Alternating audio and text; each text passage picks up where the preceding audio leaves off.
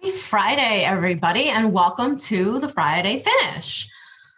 Today is Assisting Hands' favorite holiday. It is National Caregivers Day, the day we celebrate all the caregivers out there in the world, whether you're a family caregiver or a professional caregiver like one of ours. Some interesting information about caregiving has come to light.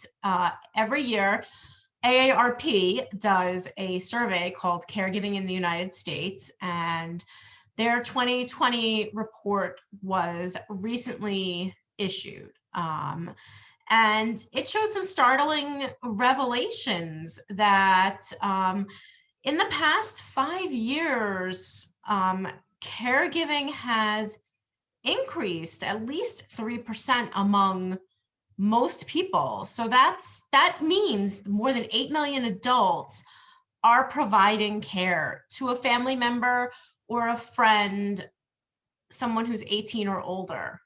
So that means in America, 41.8 million adults are caregivers. That's a lot of people giving care. And I know the struggle all too well. I was a caregiver for my mom for 6 years. And as much as we love them, as much as we love our moms, our dads, our grandmas, our aunts, uncles, it's a strain. There's a lot to it. There's a toll on yourself, your mental health, your physical health, financials, and there's a lot involved in it. There's a lot of worry. There's so much concern, and we really understand that. We've all been there.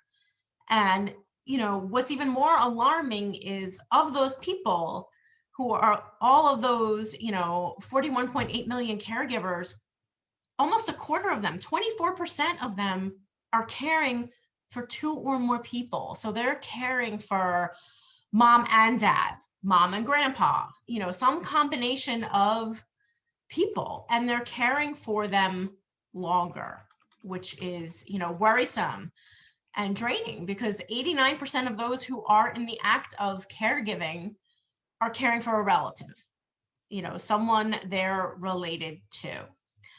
And, 40% live with them, which is, interesting.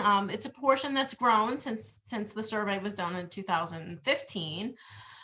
So that has grown 6%. So we're seeing more of these multi-generational, multi-family homes. And I understand that. I relate to that. I came from that. I lived with my grandparents and my parents growing up. My grandparents had the bottom level of the house, and me and my mom and dad had the upstairs. So we had that multi-generational home, and my mom was their caregiver. So she took care of my grandfather when he was ill. He had cancer and stroke. So she cared for him until he passed. Then she cared for my grandmother, who went through a 15-year plus, I think, battle with Alzheimer's and dementia. So that was, and I helped with that because by that time I was old enough. I was a teenager and in high school. So, I watched her struggle with that. And then when I was at the end of high school, in college, she cared for my father, who had cancer.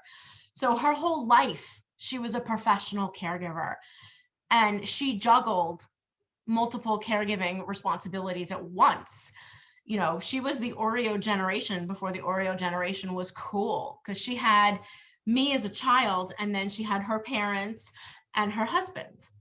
And that was all before all of, people were so hyper aware of caregiving and the importance of, respite care and whatnot, because I saw the toll it took. She was 24/7, 365 all the time.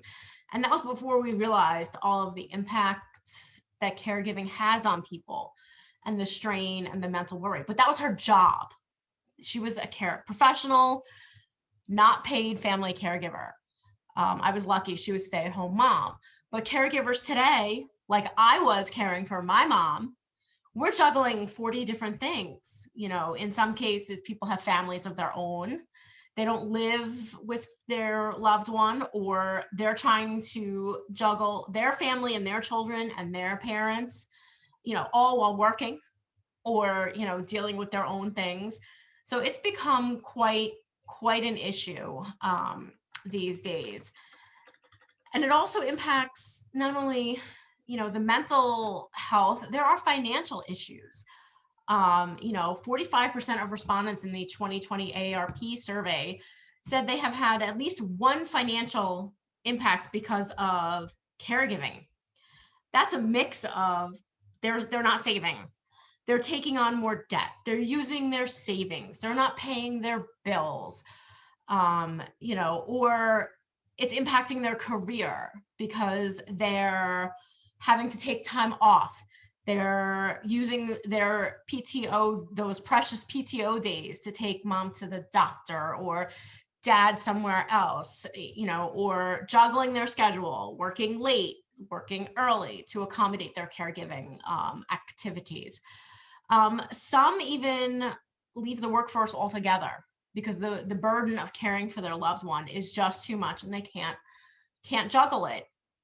Or they miss a promotion, or they don't willingly take a promotion because they know it will impact the time that they have for their loved one. So, there's a lot of impacts. I mean, we all love caregiving. I wouldn't change one moment I had, taking care of my mom and every moment I spent with her, because I'll never get that time back. So it's precious, but it is tough. I know after she passed, I took some time to just decompress and, take some time for myself. So the other one way to help with that is professional caregivers, those certified home health aides. They can help relieve the family, even if it's a respite visit where the caregiver comes and takes a shift of 3 or 4 hours. That way the family caregiver can go out and go to the beauty parlor, go to lunch with a girlfriend or a friend and just talk about something else, or go see the school play with their children. So all these kinds of things can be helped with support from professional caregivers and professional agencies. I will put the article about the 2020 caregiving study in this post so you can take a look at it and take a look at where we are with caregiving in the United States. And happy National Caregivers Day. We appreciate every single one of you, whether you are a professional CHHA or a family caregiver taking care of your loved ones. We appreciate you. We understand the struggle and we're here to help you. Have a great Friday, everybody.